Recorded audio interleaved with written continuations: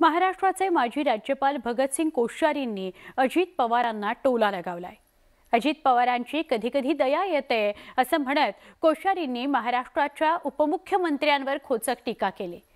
कोश्यारींच्या या टीकेने महाराष्ट्रात पुन्हा एकदा राजकारण तापण्याची शक्यता आहे। कोश्यारींच्या निशाण्यावर पुन्हा पवार। अजित पवारांची दया येते, कोश्यारींचा चिमटा। कोश्यारी सत्य बोलले, वडेट्टीवारांचा टोला। अजित पवार गटाकडूनही खोचक पलटवार। महाराष्ट्राचे माजी राज्यपाल भगतसिंग कोश्यारी त्यांच्या विधानामुळे पुन्हा एकदा चर्चेत आले।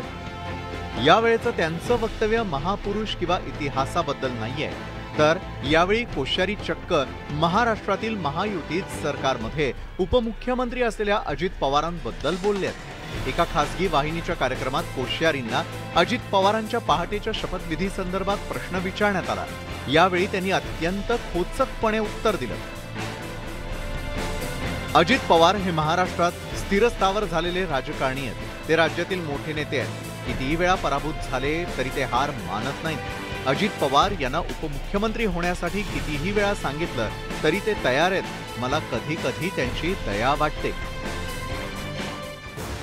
भगतसिंग कोश्यारींच्या या विधानामुळे आधीच सत्ताधाऱ्यांवरती टपून असलेल्या विरोधकांना आयतं कोलीत मिळालं। भगतसिंग कोश्यारी पहिल्यांदाच सत्य बोलल्याचा टोला लगावत विजय वडेट्टीवारांनी सत्ताधाऱ्यांवर निशाणा साधलाय। आता कोश्यारींच्या बोलण्यावरून ते सत्यच बोलले असं मी पहिल्यांदा सत्य बोलले।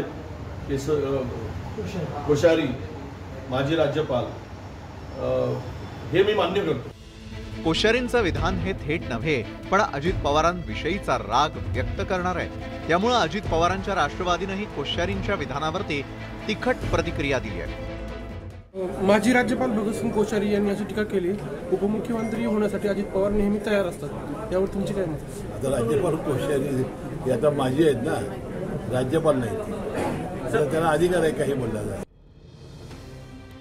खरं तर 2019 ते 2021 पर्यंतच्या 3 वर्षात महाराष्ट्रानं अनेक राजकीय उलथापालथी पाहिल्या।